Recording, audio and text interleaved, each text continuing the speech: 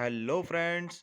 SSC exam के सबसे important और मोस्ट रिपीटेड क्वेश्चंस जो कि कंप्यूटर से आने वाले हैं और आपसे पहले रिपीटेड हुए हैं का वीडियो आपके सामने उपस्थित है। शुरुआत करते हैं क्वेश्चन नंबर 60 के साथ। इसके अलावा जो अन्य क्वेश्चंस हैं उनकी आप प्लेलिस्ट हमारे यूट्यूब चैनल डोलचा अकेडमी की प्लेलिस्ट में जाकर चेक कर सकते हैं। साथ ही आप हमारे यूट्यूब चैनल डोलचा अकेडमी को सब्सक्राइब कर लीजिए। शुरुआत करते हैं पहले क्वेश्चन नंबर 60 के साथ। कंट्रोल पैनल में विकल्प के द्वारा हम डिवाइस की खपत ऊर्जा का प्रबंध कर सकते हैं। तो दिए गए ऑप्शन में से ऑप्शन नंबर ए हमारा सही जवाब है, पावर विकल्प, यानी कि पावर सेविंग जो बटन होता है उसके माध्यम से हम डिवाइस की जो ऊर्जा खपत है उसका प्रबंधन यानी कि बचत कर सकते हैं। तो इस तरह से क्वेश्चन नंबर 61 की तरफ चलते हैं। नेक्स्ट क्वेश्चन, डेटा संचारण की गति को मापने के लिए जो हम कंप्यूटर या अपने मोबाइल फ़ोन में डेटा का यूज़ करते हैं उनकी गति को मापने के लिए आमतौर पर इस्तेमाल की जाने वाली इकाई का नाम पूछा गया है। तो बिट्स प्रति सेकंड बिल्कुल सही जवाब, ऑप्शन नंबर ए बिट्स प्रति सेकंड का हम डेटा संचारण की गति मापने के लिए इकाई का इस्तेमाल करते हैं। क्वेश्चन नंबर 62 की तरफ चलते हैं। क्वेश्चन नंबर 62 में पूछा गया है कि वॉइस बैंड को इस नाम से भी जाना जाता है। तो वॉइस बैंड का एक एक्स्ट्रा नाम होता है यानी कि अनदर नेम होता है।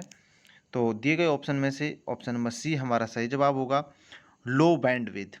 लो बैंडविड्थ के नाम से भी वॉइस बैंड को जाना जाता है। आपने जितने भी हमारे कंप्यूटर सिस्टम है उसमें सभी में वॉइस बैंड होता है। क्वेश्चन नंबर चलते हैं नेक्स्ट 63 की तरफ। क्वेश्चन नंबर 63 में है, एक वस्तु को मशीन द्वारा विशिष्ट रूप से पहचानने का तरीका है।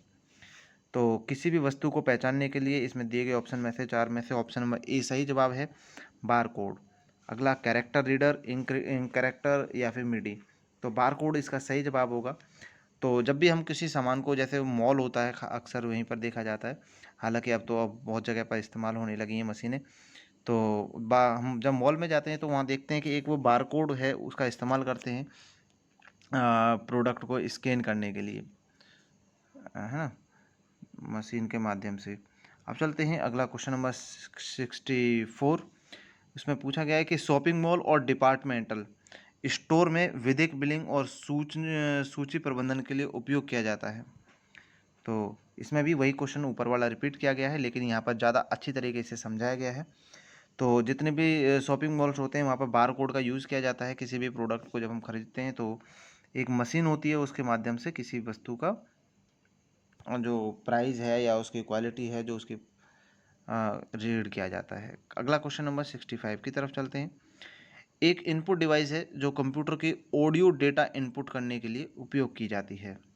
तो जितने भी हमारे जो कंप्यूटर में ऑडियो डिवाइस होती हैं उसमें माइक्रोफोन के माध्यम से ही काम करता है। तो माइक्रोफोन एक इनपुट डिवाइस है, यानी कि जिसमें हम साउंड बोलते हैं। तो और जिस तरह से अब हम इस समय साउंड को रिकॉर्ड कर रहे हैं ईयरफोन लगा करके, तो उसे ही इस क्वेश्चन में पूछा गया है। तो जो डेटा इनपुट है उसे क्या नाम दिया गया है, माइक्रोफोन। तो इस तरह से समझा जा सकता है आसानी से। अगला क्वेश्चन नंबर आता है हमारा 66।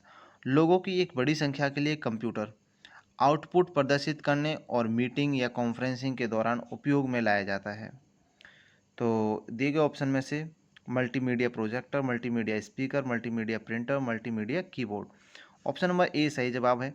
जब कहीं पर मीटिंग या कॉन्फ्रेंस होती है तो वहाँ पर मल्टीमीडिया प्रोजेक्टर का यूज़ किया जाता है, ताकि किसी भी मीटिंग के टाइम पर ज़्यादा से एक सभी लोग उपस्थित होते हैं, तो एक ही चीज़ को एक ही बार में ज़्यादा से ज़्यादा लोगों तक समझाने के माध्यम से या पहुंचाने के माध्यम से प्रदर्शित कर सकते हैं। अगला क्वेश्चन आता है हमारा 67। कभी कभी डेटा प्रोसेसिंग के लिए एक कंप्यूटर में उन्हें प्रवेश करने से पहले एकत्र कर प्रोसेस करते हैं, उस प्रोसेस को क्या कहा जाता है? तो इस प्रोसेस को बैच प्रोसेसिंग कहा जाता है, जिसमें हम कभी कभी जो डेटा प्रोसेसिंग होती है उसमें कंप्यूटर में प्रवेश करने के लिए इस्तेमाल करते हैं, जिसका नाम दिया गया है बैच प्रोसेसिंग।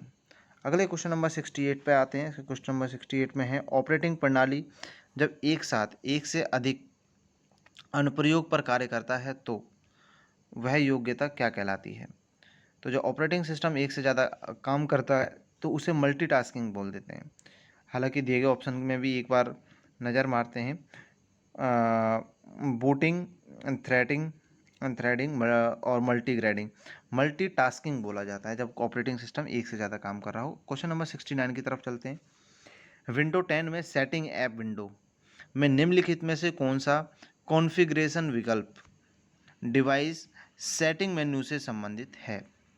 तो सेटिंग मेन्यू से संबंधित है। इसमें जो विंडो 10 है वो काफ़ी इंपॉर्टेंट होती है आने वाले किसी भी एसएससी के एग्ज़ाम या फिर आने वाले किसी भी एग्ज़ाम जिसमें कंप्यूटर सेशन रखा गया है।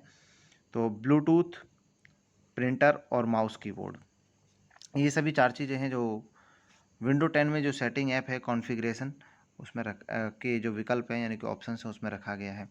क्वेश्चन नंबर 70 की तरफ चलते हैं। डिजिटल सिस्टम में सबसे छोटा यूनिट क्या होता है? तो डिजिटल सिस्टम में जो बिट होती है, बिट सबसे छोटा होता है, बाइट उससे बड़ा होता है, वर्ड तो पूरा ही वर्ड हो गया, कैरेक्टर ये भी पूरा कैरेक्टर है, तो ये तो और भी बड़ी चीज़ हो गई। बिट बिट सबसे छोटी चीज़ होती है डिजिटल सिस्टम में। तो जब भी हम डाटा को मेजर करते हैं तो बिट में ही उसे मापा जाता है। हालांकि उसके अलग अलग यूनिट हैं, फिर बाइट हो जाता है, बाइट के बाद फिर वो किलो बाइट हो जाता है ना, और मेगा बाइट हो जाता है और गीगा बाइट, इस तरह से बट जाता है अलग अलग। क्वेश्चन नंबर 71 की तरफ चलते हैं। CDRW को क्या कहा जाता है? तो ऑप्शन बी हमारा सही जवाब है। सिंपल ही हम समझ सकते हैं कि जो CDR होती है उसका जो मुख्य काम होता है कि किसी भी उसमें जो अवेलेबल डाटा है उसे कभी भी मिटाया या फिर लिखा जा सकता है। तो CDR इस तरह से इम्पोर्टेंट हो जाता है, तो इसे एक ही लाइन में समझना आसान होगा। क्वेश्चन नंबर 72 की तरफ चलते हैं। निम्नलिखित में से कौन सा संग्रह युक्ति नहीं है? तो संग्रह यानी कि स्टोरेज, हार्ड डिस्क बिल्कुल स्टोरेज है, CDRW ये भी स्टोरेज है, फ्लॉपी ये भी स्टोरेज है, CPU ऑप्शन नंबर सी हमारा सही जवाब होगा। CPU में कहीं पर भी डाटा स्टोरेज नहीं होता है। इसके अलावा जितनी भी इसमें ऑप्शन दिए गए हैं सभी में डाटा स्टोर होता है। अब चलते हैं क्वेश्चन नंबर 73 की तरफ। क्वेश्चन नंबर 73 में है कि किस एप्लीकेशन सॉफ्टवेयर को आमतौर पर PDF फाइल दिखाने के लिए प्रयोग में लाया जाता है?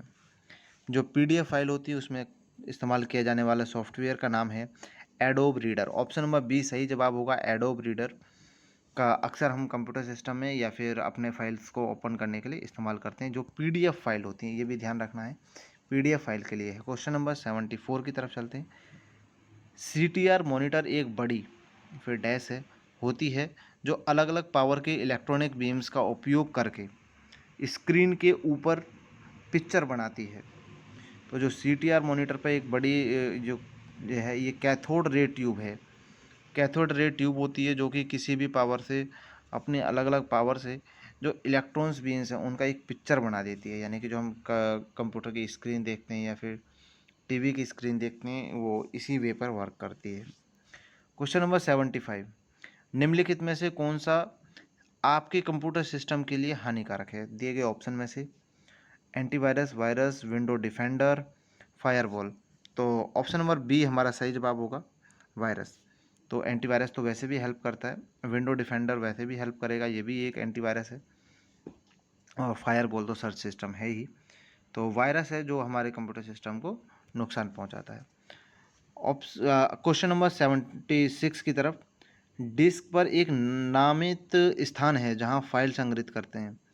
तो जब हमारे कंप्यूटर सिस्टम के डेस्कटॉप साइट खोलते हैं तो उसमें फ़ोल्डर्स आते हैं। तो फ़ोल्डर्स ही वो जगह हैं जहाँ पर हम जो फाइल्स हैं यानी कि जो हमारी फाइल्स का जो डाटा स्टोरेज होता है और जिसमें सेफ़ रहती हैं यानी कि ढूंढना या खोलना भी आसान होता है, वह फ़ोल्डर होता है। दिए गए ऑप्शन में से पॉड, वर्जन, फाइल ग्रुप, इनमें ऑप्शन नंबर ए सही जवाब हुआ। अगला क्वेश्चन आता है हमारा 77। संक्षिप्त रूप में फैट का विस्तार रूप क्या है? तो FAT फैट का मतलब है फाइल एक्विजिशन टेबल। तो ये संक्षिप्त यानी कि एक ब्रीफ आंसर हो गया इसका फैट का। क्वेश्चन नंबर 78 की तरफ चलते हैं।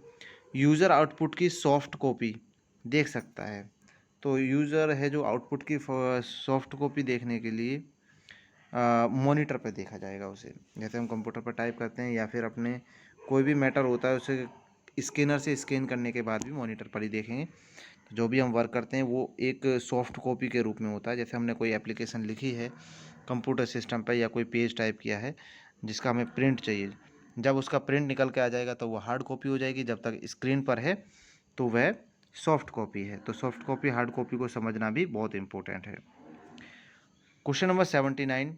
इंजीनियरिंग की उच्च गुणवत्ता वाली कलाकृतियों, बिल्डिंग प्लान्स और सर्कल डायग्राम के प्रिंट करने के लिए कौन से प्रिंटर का इस्तेमाल किया जाता है?